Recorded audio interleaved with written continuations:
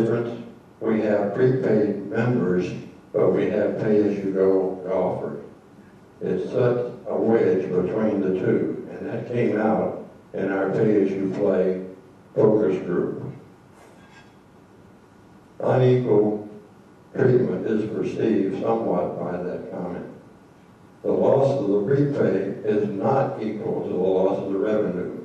Revenue, people may play less, but they still pay. My wife and I, until this year, were prepaid members.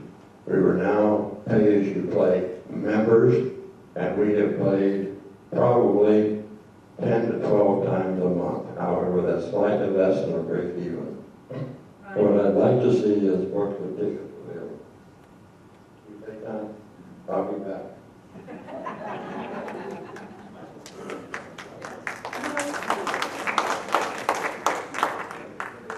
There's no one else, so I think there's someone who would like to continue speaking. Or is there somebody? I'll let Griff in there.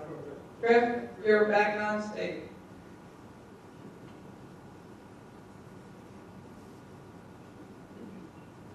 Thank you. To end that, I'd like to see books with tickets available. We would still have the money early, but it would satisfy the needs, wants, and financial situation of all people. In the food and beverage area, a minimum was recommended. However, the question was asked, and the volume didn't be handled. I think we can handle that by awarding surges at noon and mid-afternoon, by being open more hours, days or meals, offering a takeout and or delivery, and perhaps offering a short order breakfast. If put in place, use quarterly minimums, not monthly, and include in the monthly statement an unspent minimum.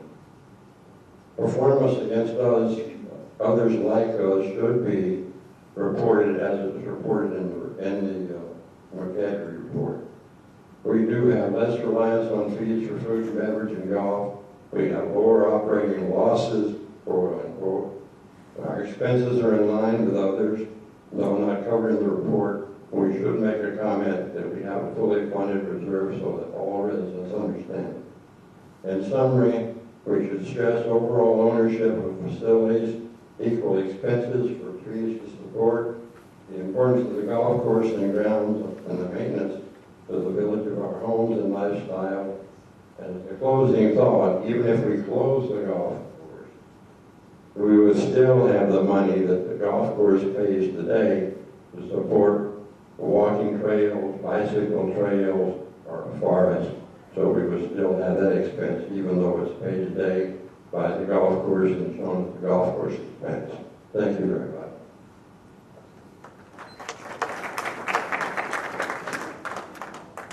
Is there anyone else? Larry? What I'd like to do is just finish up briefly on Chelsea.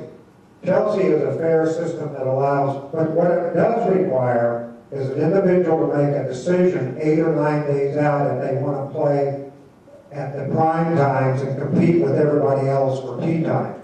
Then there's a 5-day period when the individuals can look up on Chelsea and book a tee time for whatever time is available, and the final 2 days are controlled by the pro shop and you call them. All I'm saying is that the myth out there that tee times are monopolized by any particular person or group is false. It's a matter of individual responsibility to make a decision whether you play where you want to play, and you have to make that decision 8 or 9 days out to compete for the prime tee times, no matter what tee time system we use. So that's what I want to say. I would ask the board to consider, if you as a board collectively do not understand how the Chelsea tee time system operates and what it does for the benefit of this community, prior to making any decisions on tee times, that you ask the pro in this community to explain to the board in depth how the system works, so you understand that it is a myth out there that the tee times are not available to individuals. But rather it's the individual responsibility to make those tee times in a timely manner to compete with everybody else. Thank you.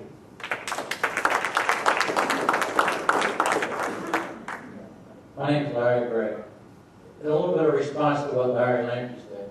is not a problem with the Chelsea system. I've worked with the Chelsea system for years in the past. The Chelsea system is not flawed when it's used. What's flawed is the system here that has 8 o'clock only shotguns in the morning. That if you're not available to get up every morning at 8 o'clock, you either play at 8 o'clock or you play at, in the afternoon, 12:30, 1 o'clock. That's one of the biggest flaws here. That's what's wrong with the tea time system, is you have no choice but 8 o'clock or after 12. And in this summertime, they allowed you to play staggered times in the afternoon. In the winter season, it's 8 o'clock or 1 o'clock, period. That's what's wrong with the tea time system here. The other thing that I've been talking about since '07, and which is unfair around here, is, and I was a prepaid until I had health problems. There's a lot of people in here that dropped out of the prepaid because of health problems, is the unfair pricing difference.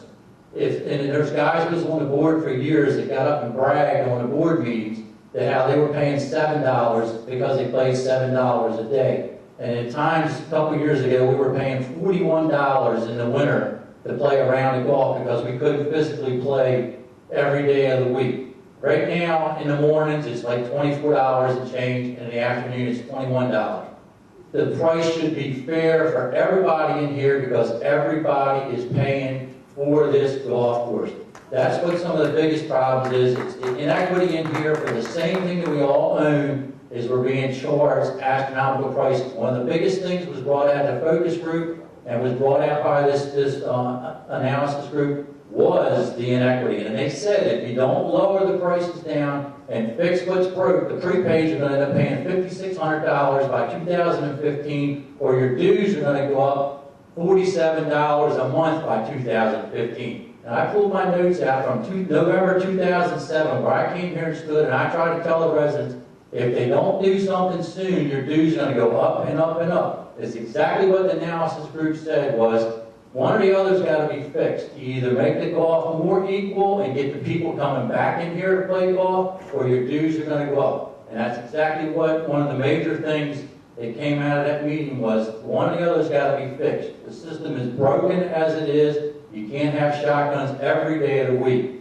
You got to get the people back in here playing. They said there's 900 some people in here that use that machine, but you only have like 230 prepaids now. And there's a ton of people going outside because of the inequities in here. And I truly hope that that's one of the things that you concentrate on is bring us back in here. The restaurant and the bar and stuff in here is magnificent. You guys are doing a great job on all that. This is the first time in 3 or 4 years that I have been happy to see improvements going on here and socialization again in this place. And I hope that you really respond to the things that are going good and continue along that path. Thank you.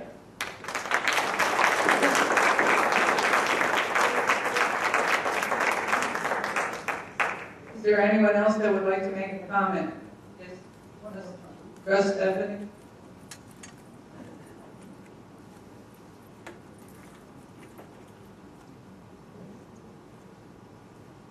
I'd just like to respond to, as far as tea times are concerned.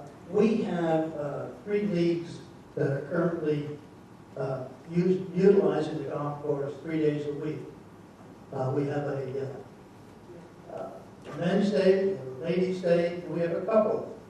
That takes care of 3 mornings for shotgun. Okay? We now have 4 days left.